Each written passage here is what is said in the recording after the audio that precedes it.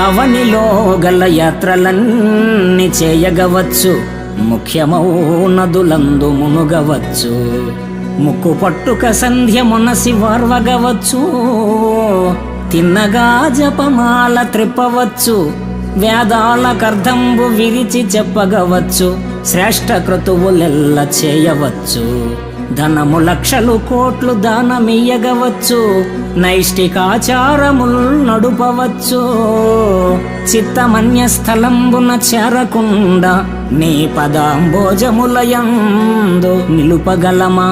భూషణ వికాస శ్రీధర్మపుర నివాస, దుష్ట సంహార నరసింహ దురిత దూర. అవనిలో యాత్రలన్నీ చేయవచ్చు, ముఖ్య నదీ నదాలలో మునగవచ్చు, జపమాల త్రిప్పవచ్చు, వేదాలకు అర్ధ వ్యాఖ్యానాలు చేయవచ్చు, యజ్ఞయాగాలు సల్పవచ్చు.